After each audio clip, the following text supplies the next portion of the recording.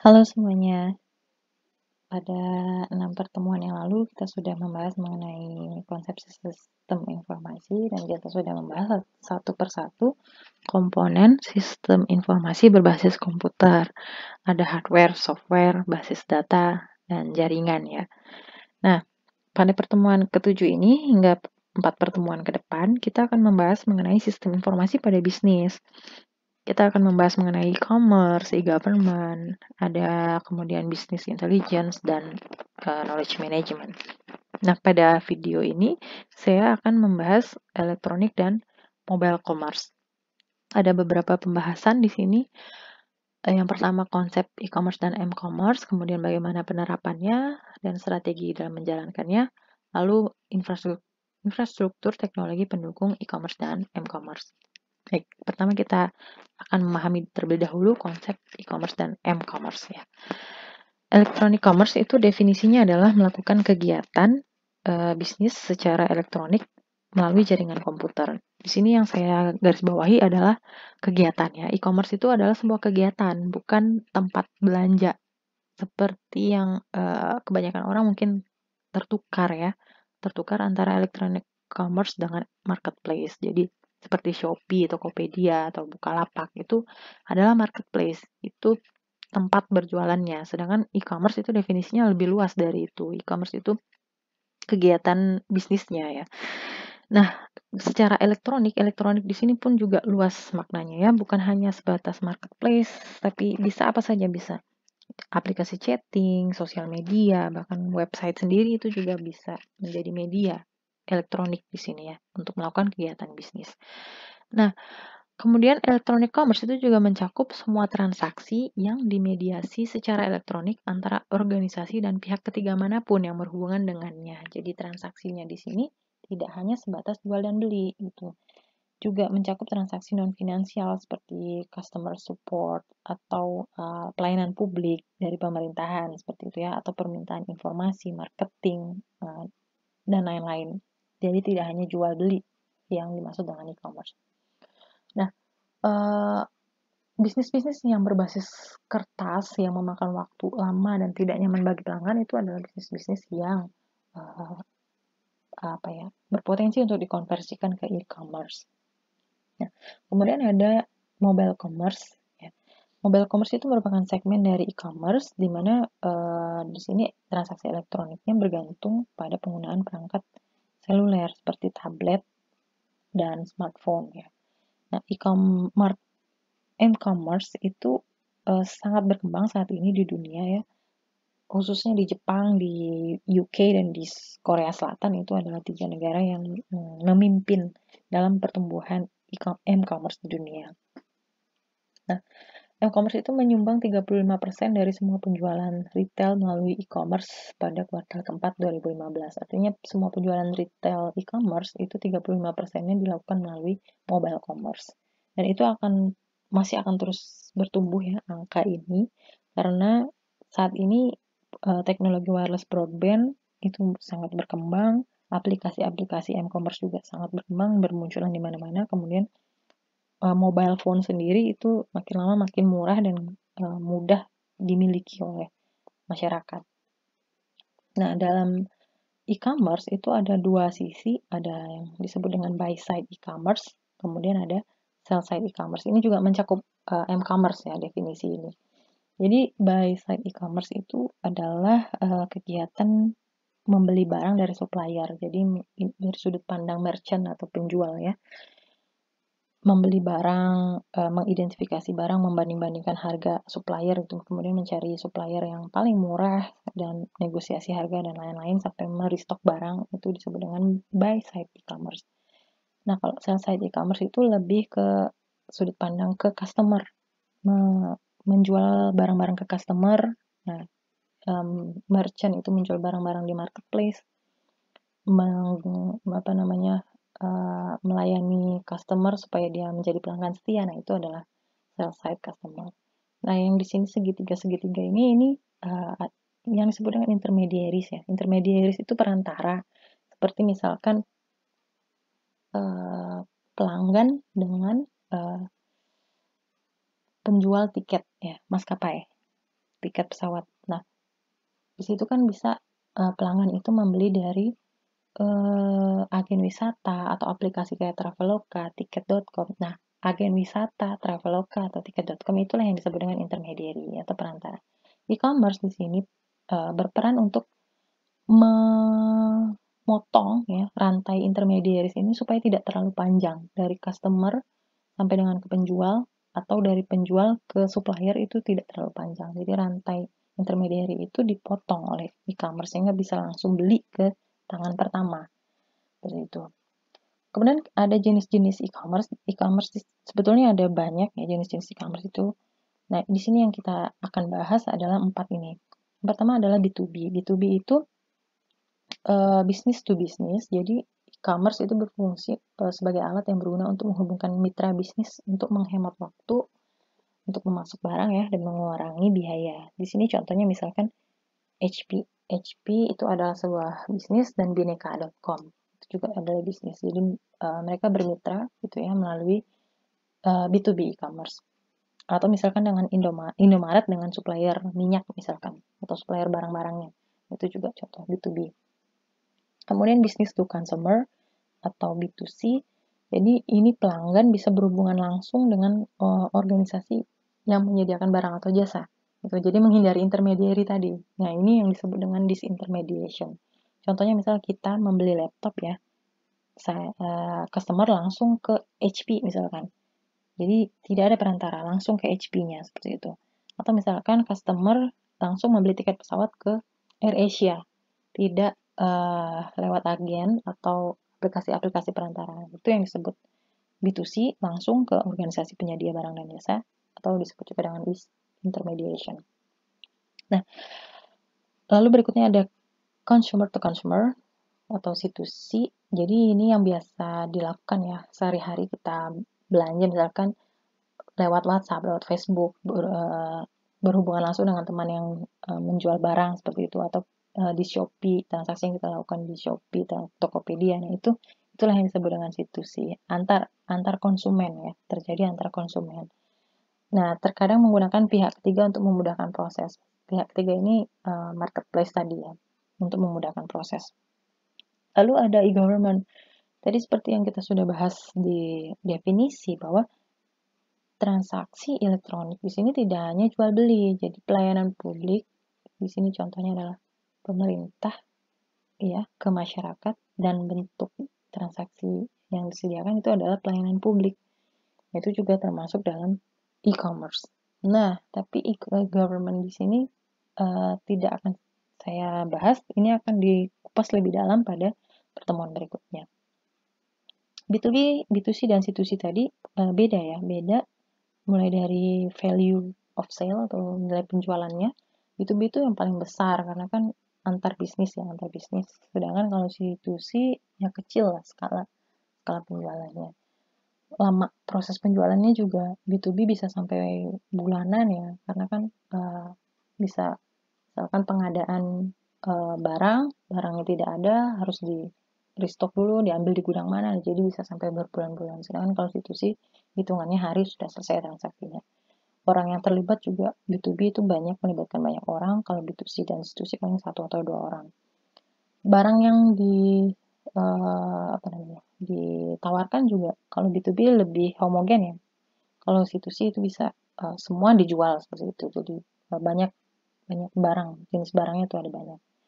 Dari kompleksitas proses jual belinya juga B2B itu yang paling kompleks, kemudian C2C itu yang paling simple. Kemudian transaksinya juga terjadi kalau misalkan B2B itu karena urusan bisnis ya, sedangkan kalau B2C bahkan C2C itu individual, konsumsi individu.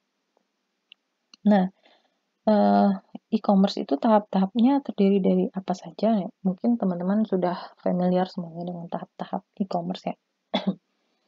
Di sini buyer itu mulai dari mencari atau mengidentifikasi keperluannya, kemudian dari pilihan-pilihan yang ada itu memilih-milih, nego-nego harga gitu ya, baru kemudian membeli.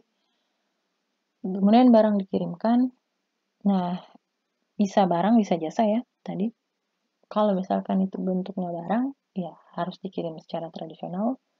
Kalau misalkan informasi atau yang bisa apapun lah yang bisa dikirim via elektronik, ya bisa dikirim elektronik, tidak harus dengan traditional delivery.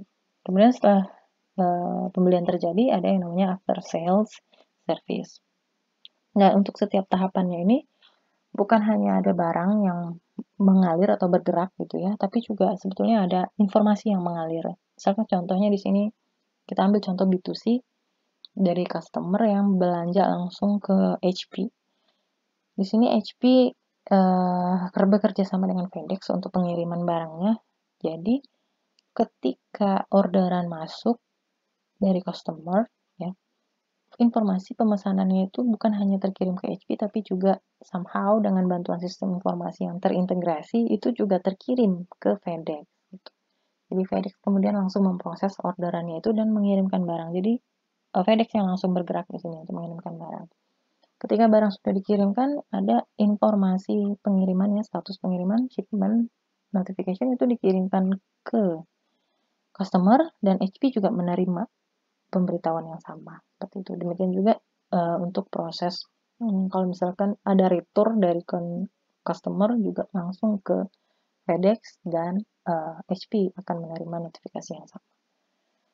Nah, e-commerce ini ada banyak sekali manfaatnya ya. Yang pertama adalah menjangkau pelanggan baru, jelas ya. Kalau misalkan kita punya toko fisik dibandingkan dengan toko online, kalau toko fisik ya jangkauannya di situ-situ aja, sekitar-sekitar situ aja.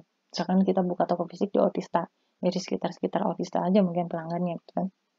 Tapi kalau misalkan kita pasarkan melalui e-commerce gitu ya, nah, secara e-commerce itu pelanggannya bisa saja antar provinsi bahkan antar negara seperti itu. Kemudian mengurangi biaya dalam menjalankan bisnis. Jadi karena kita berurusan dengan supplier itu juga secara elektronik, kita bisa membanding-bandingkan harga gitu ya, membanding-bandingkan harga antar supplier. Jadi kita bisa mengeluarkan biaya yang lebih sedikit untuk modal gitu kan. Lalu mempercepat arus barang dan informasi. Di sini karena organisasi dan customer itu kan terhubung via e-commerce tadi, jadi informasi itu bisa mengalir dari pembeli ke penjual itu dengan langsung ya, secara langsung lewat marketplace tadi gitu. Jadi arus barang dan informasi itu cepat dan itu bisa dimanfaatkan untuk mengatur pesanan, mengatur memproses pesanan dan merestock barang-barang tadi ya. Misalkan apa namanya? Kita bisa memanfaatkan barang yang paling laris itu yang mana sih, terjual itu pada waktu kapan itu paling laku seperti itu. Jadi apa namanya?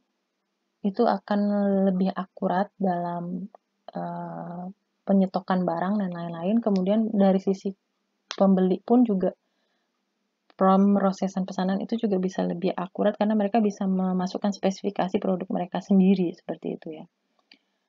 Nah, karena informasi yang sangat detail tadi ya, kemudian bisa komplain juga, bisa review setelah membeli, kemudian transaksi juga jadi lebih aman lewat e-commerce kan,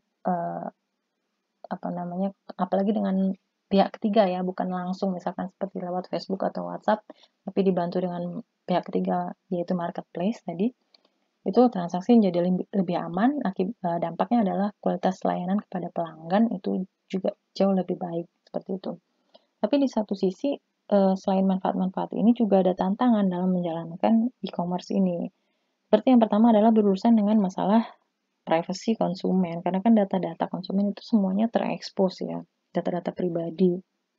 Nah, itu bisa ada risiko pencurian identitas, seperti misalkan nama, kemudian nomor KTP, atau apalagi ada nomor credit card seperti itu ya, itu bahaya sekali, itu akan bisa dimanfaatkan untuk kriminal atau misalkan orang akan memanfaatkan itu untuk men-charge kita disuruh bayar itu ya barang yang tidak kita beli misalkan, atau misalkan data kita itu dipakai untuk meminjam uang di tempat lain seperti itu yang akhirnya kita harus membayar uang yang padahal kita tidak pinjam dan lain-lain. Jadi bahaya sebetulnya ya.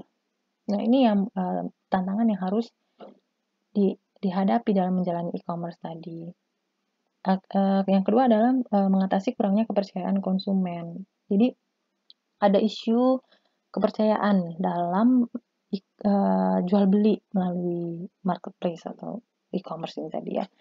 Pertama, dari sisi originalitas barang, ya itu kan sebagian orang kadang ragu-ragu sebenarnya barang yang dijual ini original atau tidak, sesuai dengan deskripsi atau tidak, yang foto yang ditampilkan itu benar atau tidak, sesuai dengan aslinya atau tidak. Nah itu juga bagaimana mengatasi kurangnya kepercayaan konsumen dalam menjalani e-commerce ini. Lalu yang ketiga adalah mengatasi isu global.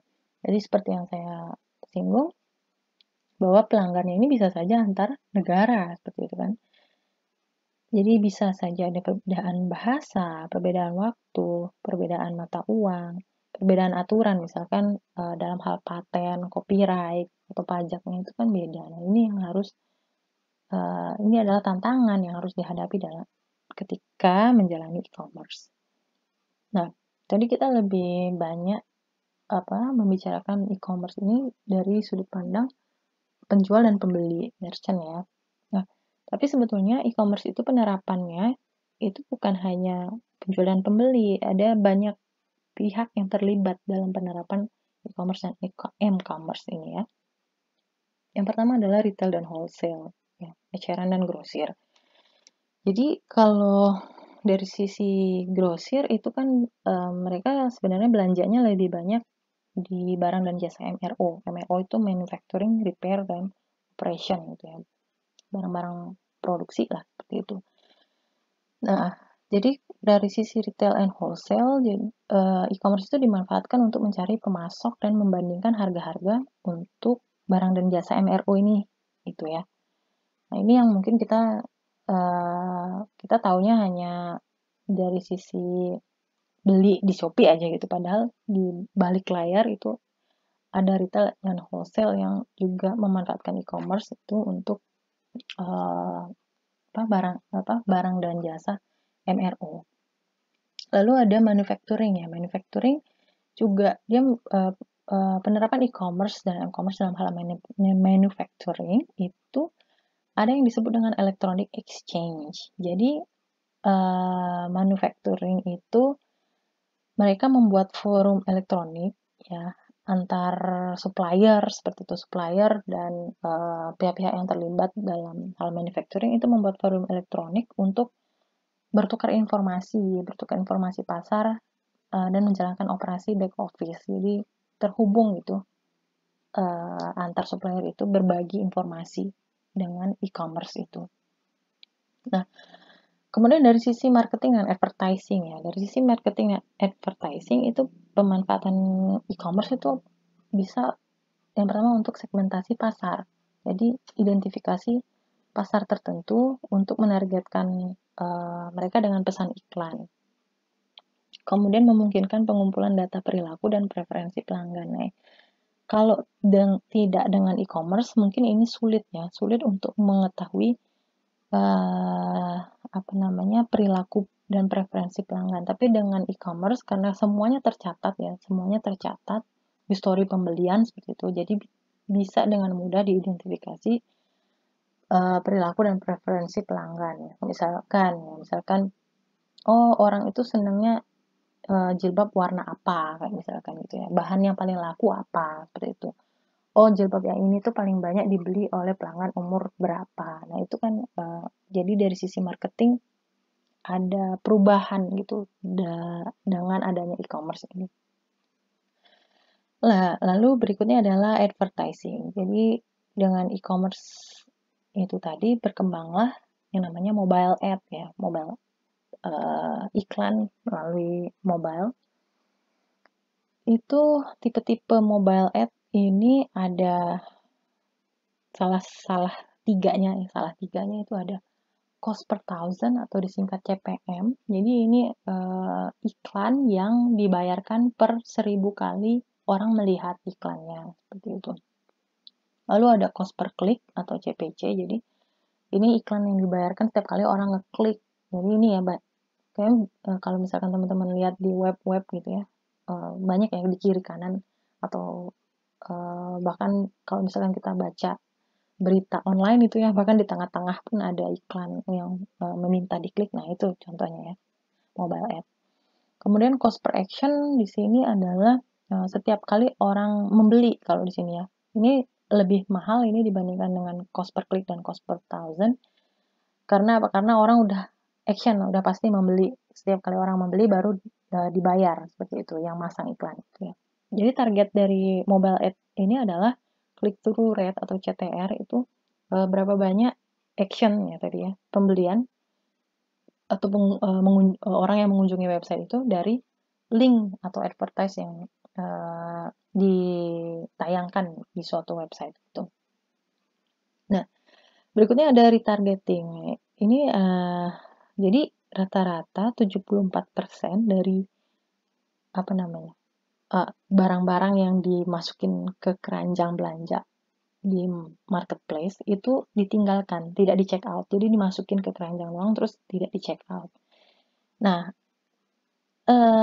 perilaku itu memunculkan apa yang disebut dengan retargeting dalam marketing dan advertising. Jadi bagaimana caranya ya supaya orang yang tadi meninggalkan barang-barang belanjaannya di keranjang belanja tadi itu ditargetin kembali supaya dia check out seperti itu. Nah, itu muncullah ini iklan bertarget itu tadi, dimana itu digunakan untuk mengarahkan pembeli kembali ke situs tadi dan check out. Jadi misalkan yang ditinggalkan di keranjang itu apa, misalkan ya lipstick atau jilbab kayak gitu. Jadi saat orang itu membuka Facebook atau membuka suatu website, ditampilkanlah iklan lipstick yang tadi di keranjang yang belum di check out supaya dia kembali lagi dan ingat untuk men-check out barang yang ditinggalkan di keranjang. Nah, itu yang disebut dengan retargeting. Nah, ini mungkin tidak akan pernah ada ya istilah retargeting ini dalam marketing dan advertising kalau seandainya tidak ada e-commerce gitu. Jadi ini semuanya muncul karena e-commerce itu tadi. Nah, ini kemudian dari sudut pandang customer ya, consumer. Nah, dengan adanya e-commerce, kita bisa yang namanya membandingkan harga gitu ya. Kita cari sort by harga mana yang paling murah itu yang kita beli. Nah, itu mungkin tidak akan terjadi kalau misalkan tidak ada e-commerce gitu ya.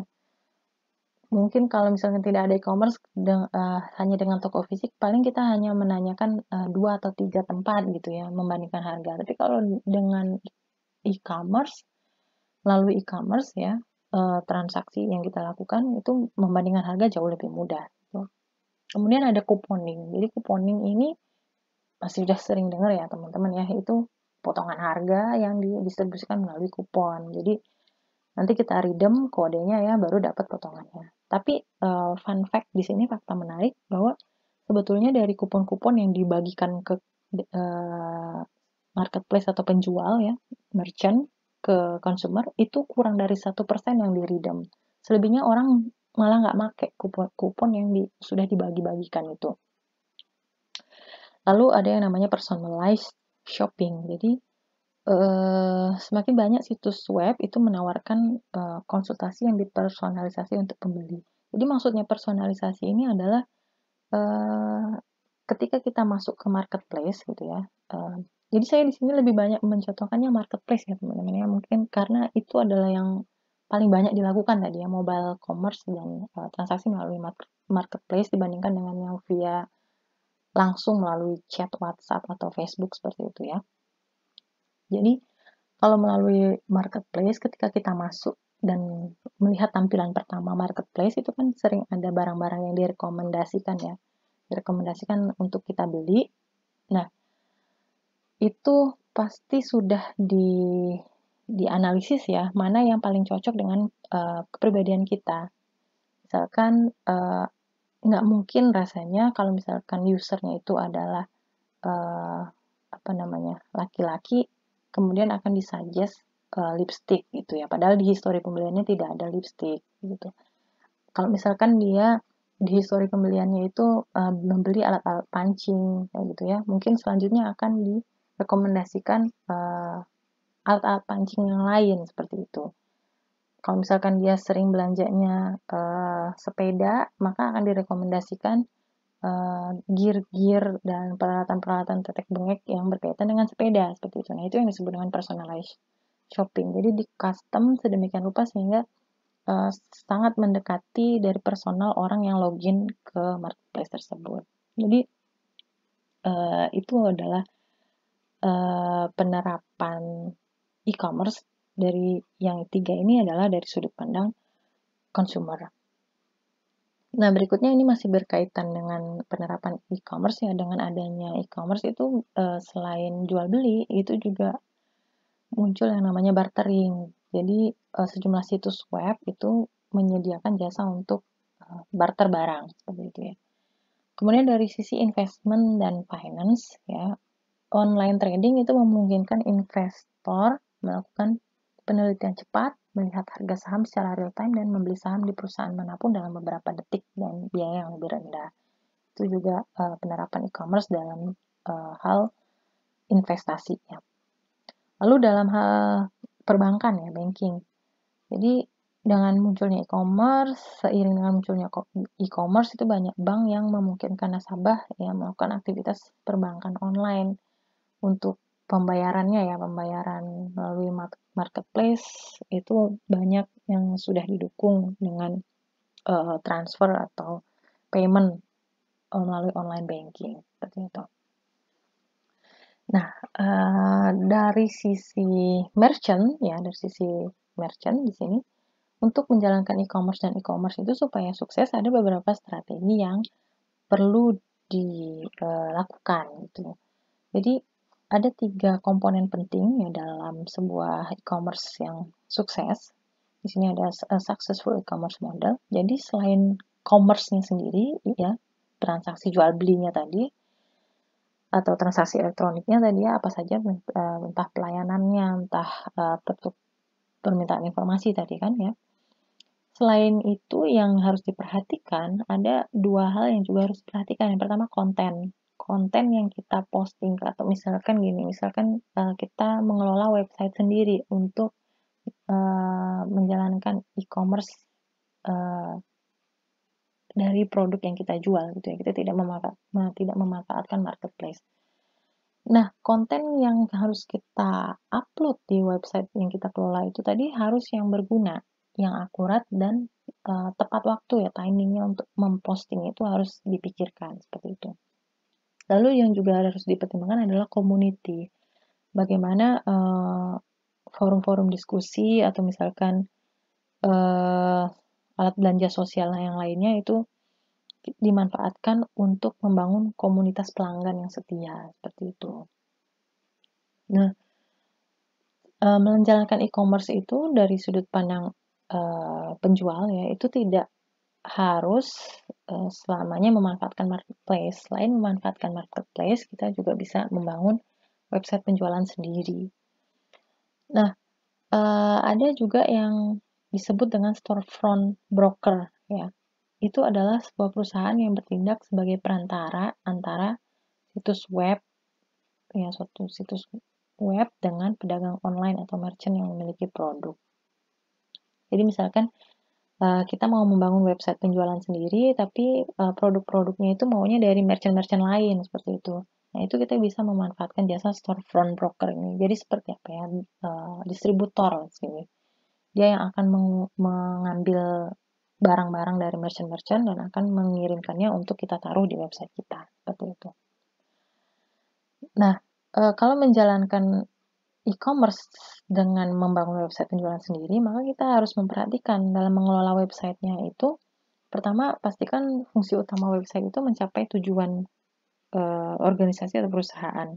Jadi maksudnya di sini tetapkan tujuan dari website itu maunya apa? Maunya di situ apakah hanya memberikan katalog gitu, hanya menampilkan katalog atau bisa transaksi di situ sampai dengan check out, atau di situ hanya untuk customer service seperti itu. Nah, itu harus diputuskan fungsi utama websitenya. Nah, kemudian perlu diperhatikan juga bahwa website itu harus memenuhi kebutuhan pengunjung. Nah, tujuan pengunjung itu juga berubah seiring dengan waktu. Misalkan ya, kalau teman-teman perhatikan Traveloka misalnya, saya ambil contoh Traveloka. Traveloka itu kan awalnya adalah fungsinya untuk pembelian tiket pesawat kan, secara online. Udah itu aja. Tapi kemudian seiring berjalannya waktu, dia menambah untuk memfasilitasi kebutuhan pengguna, yaitu bisa mereschedule, bisa merefund, kemudian bertambahlah fasilitas untuk booking hotel, sampai sekarang berkembang. Nah, itu contohnya maksudnya ya, memfasilitasi kebutuhan pengunjung yang berubah seiring dengan waktu. Kemudian website yang kita bangun itu harus mudah digunakan dan menarik, seperti itu ya. Kemudian personalisasi tadi sudah disinggung, bahwa harus memperhatikan preferensi dan behavior dari pengunjung. Nah, itu bisa kita dapatkan secara implisit ataupun eksplisit. Jadi kalau secara implisit itu kita bisa lihat dari halaman web tadi ya, halaman web kita bisa lihat historinya dia ketika mengunjungi web kita. Tapi kalau secara eksplisit itu bisa dilakukan dengan melakukan survei ke pelanggan. Kita bisa sebarkan kuesioner seperti itu ya. Nah, kemudian website yang kita kembangkan itu juga harus aman dan nyaman tentunya ya. Aman ya dari pencuri identitas tadi sudah disinggung. Nah, untuk mengelola website itu bisa menggunakan jasa pihak ketiga gitu ya. Tidak harus kita semua yang mengerjakan, nah, supaya lebih terjangkau dan lebih siap gitu ya untuk digunakan. Nah, kemudian selain mengelola website, yang harus diperhatikan adalah bagaimana caranya mendapatkan pelanggan. Jadi di sini ada tiga hal dalam mendapatkan pelanggan. Itu yang pertama akuisisi. Jadi bagaimana caranya menggait pelanggan tadi ya, pengunjung dulu, menggait pengunjung bisa dengan tadi iklan, pay per click, atau kita berpartner dengan website lain yang sudah lebih banyak pengunjungnya seperti itu, atau dengan online ads di Facebook misalkan gitu ya, atau dengan broadcast email. Pokoknya intinya adalah bagaimana orang mengunjungi website yang kita bangun dulu, itu yang pertama. Kemudian setelah dia mengunjungi, bagaimana dia berubah untuk membeli gitu ya. Ada muncul niat untuk membeli. Nah, itu tadi kekuatan dari konten yang kita posting gitu. Kemudian terakhir adalah retention dan growth. Ini maksudnya bagaimana orang-orang yang sudah pernah membeli itu mengulang beli dan malah bertambah jumlahnya. Itu salah satunya bisa dilakukan dengan after sale service. Kita harus bagus gitu ya. Pelayanan kita setelah pembelian itu bagaimana ramah terhadap pelanggan. Kalau ada komplain bagaimana kita menanggapinya, bagaimana orang itu supaya loyal, kita berikan voucher ini, voucher itu, seperti itu ya. Ini 3 proses operasional utama dalam digital marketing. Bagaimana mendapatkan pelanggan sampai dengan dia mengulang beli, bahkan bertambah jumlahnya. Nah, terakhir yang akan kita bahas yaitu teknologi pendukung dari e-commerce dan m-commerce. Jadi, dari misalkan Shopee yang kita gunakan sehari-hari itu sebetulnya yang kita lihat itu hanya ibarat kata rumah ya, itu hanya terasnya saja, depannya saja. Nah, di balik layar dari e-commerce dan m-commerce itu sebetulnya ada banyak sekali teknologi pendukung supaya ya performanya itu bagus. Jadi kalau seandainya jelek ya performa suatu situs web atau marketplace, itu konsumen cenderung akan meninggalkan situs e-commerce dan memilih situs yang performanya lebih baik dan lebih cepat gitu ya. Nah, indikator performa web yang baik atau marketplace yang baik, aplikasi marketplace yang baik tadi adalah ini, ada 3 ini ya. Pertama, response time. Jadi seberapa cepat ya ketika user mengklik sesuatu dia muncul kembali gitu ya, misalkan di mobile aplikasi mobile marketplace gitu ya, ketika diklik lama gitu, nah itu jelek performanya ya. Kemudian transaction success rate. Nah, ini berapa banyak transaksi yang berhasil dilakukan sampai dengan checkout. Itu juga indikator ya, indikator performa. Lalu system availability itu maksudnya berapa jam dan berapa hari. Apakah 24 jam kali 7 itu selalu online, nggak pernah down. Nah, itu juga adalah indikator dari performa situs web e-commerce gitu ya. Nah, di balik layar supaya ini ketiga performa ini tercapai, ini adalah teknologi-teknologi dan hardware dan software yang mendukung ya. Yang pertama di sini adalah jaringannya harus kencang pastinya ya. Seperti misalkan saat Harbolnas misalnya ya.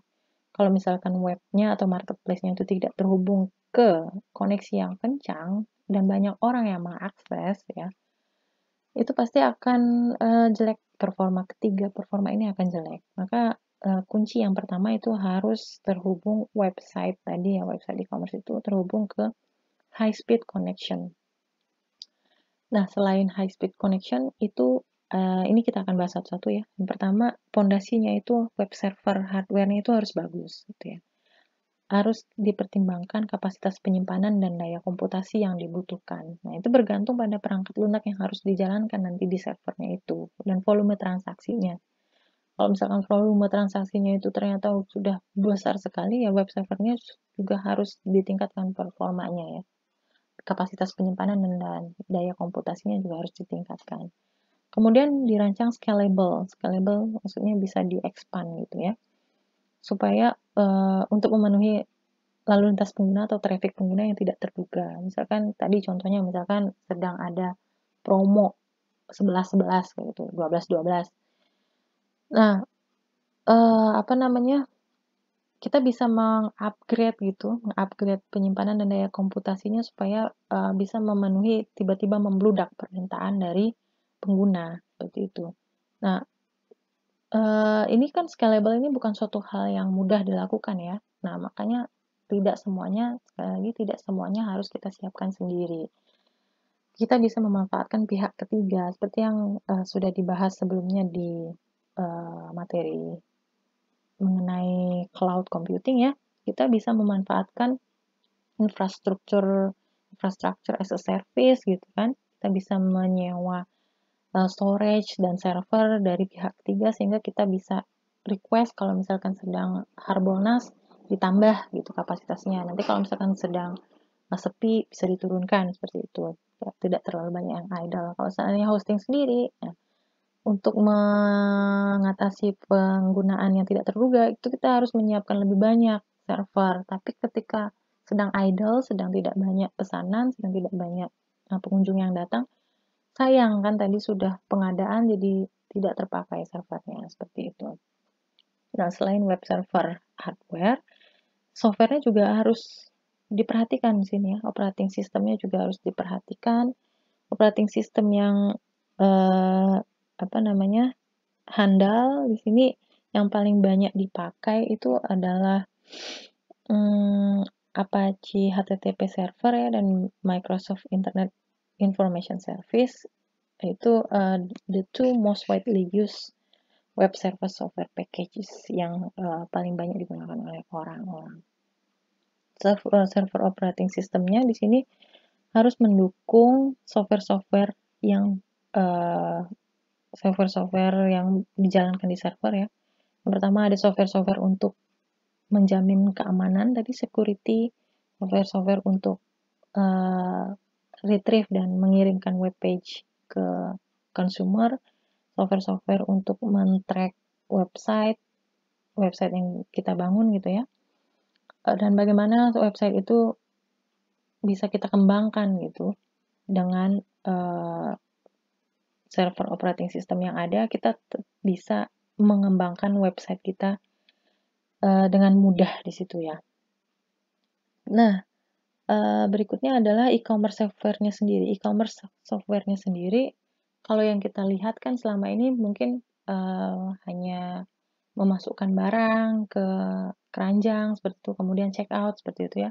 Tapi di balik layar e-commerce software itu harus bisa memanage katalog, juga bisa mengkonfigurasi produk-produk gitu ya.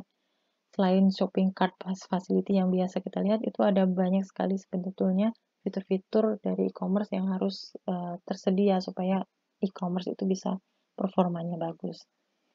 Kemudian pada m-commerce ya, khusus untuk e-commerce itu harus ada beberapa penyesuaian yang dibuat karena kan layarnya kecil, kemudian kapasitas HP itu kan juga terbatas ya, dayanya terbatas, kemampuan inputnya juga terbatas, hanya beberapa tombol seperti itu kan, baterainya juga terbatas. Jadi untuk alasan-alasan ini e-commerce, website e-commerce itu harus disesuaikan dengan kondisi perangkat seluler. Nah, yang terakhir adalah mengenai sistem pembayaran elektronik. Jadi ini juga salah satu teknologi pendukung supaya e-commerce itu bisa berjalan ya. Ada yang namanya credit card, charge card, ada debit card, smart card itu ya. Sebenarnya ini hampir mirip-mirip, cuma yang saat ini paling banyak digunakan itu kan adalah smart card ya. Smart card ini yang datanya disimpan dalam microchip seperti itu. Kalau misalkan pada debit card yang biasanya kan menggunakan magnetic tape. Nah, itu saat ini sudah semuanya hampir semuanya diganti menjadi smart card. Kemudian selain credit card, charge card, debit card, dan smart card, juga ada yang namanya uang tunai elektronik ya, seperti PayPal, GoPay, ShopeePay, Mandiri e-cash. Nah, ini yang juga saat ini berkembang untuk mendukung e-commerce. Lalu yang terakhir ada P-card atau procurement card atau purchasing card. Ini sejenis kartu perusahaan yang dapat digunakan oleh karyawan untuk membeli barang dan jasa atas nama perusahaan tanpa harus melalui proses permintaan dan persetujuan pembelian tradisional. Jadi ini seperti kartu perusahaan gitu ya. Kartu perusahaan dipakai oleh karyawan untuk membeli-beli barang dan jasa yang akan digunakan oleh kantor seperti itu. Jadi dia tidak seperti ATM yang bisa diambil uangnya, tapi bisa digunakan untuk membeli di tempat-tempat tertentu yang sudah menjalin kerjasama dengan perusahaan yang mengeluarkan kartu ini. Nah, itu sistem pembayaran elektronik ini adalah teknologi yang juga mendukung supaya e-commerce ini bisa berjalan dan e-commerce itu ya bisa menjalan dengan performa yang bagus. Nah, kalau pembayaran elektronik ini isu yang harus diperhatikan itu adalah mengenai keamanannya ya, keamanan.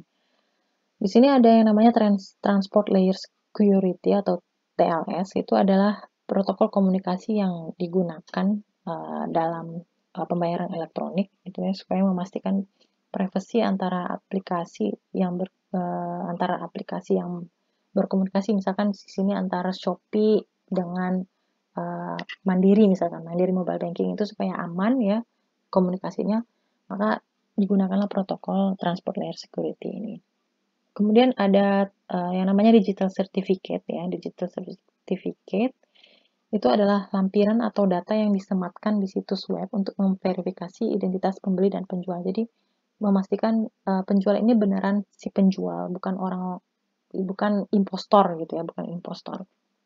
Ya, digital certificate ini dikeluarkan oleh suatu organisasi yang disebut dengan Certificate Authority. Ini pihak ketiga yang mengeluarkan digital certificate. Kemudian ada sistem address verification system. Jadi di sini saat ini banyak sistem pembayaran elektronik yang dia tuh mengecek ya beneran nggak data alamat yang diinputkan di marketplace dengan yang didaftarkan di bank itu match atau tidak gitu ya, untuk memastikan benar pembeli itu adalah si pembeli yang valid seperti itu. Atau dengan card verification number gitu, misalkan kita diminta menginput angka yang tertera di kartu ATM, nah itu card verification number. Jadi ini cara-cara yang dilakukan untuk memastikan keamanan pembayaran elektroniknya. Sebetulnya aman ya, tapi tetap kita sebagai pembeli maupun penjual itu harus hati-hati supaya data pembayaran elektronik kita itu tidak bocor seperti itu. Nah, itu adalah pembahasan mengenai electronic commerce. Kita sudah membahas semuanya ya, mulai dari konsep, penerapan, sampai dengan strategi agar menjalankan e-commerce itu baik, sukses gitu ya. Dan yang terakhir adalah teknologi pendukung supaya e-commerce itu bisa performanya berjalan dengan baik. Demikian, terima kasih.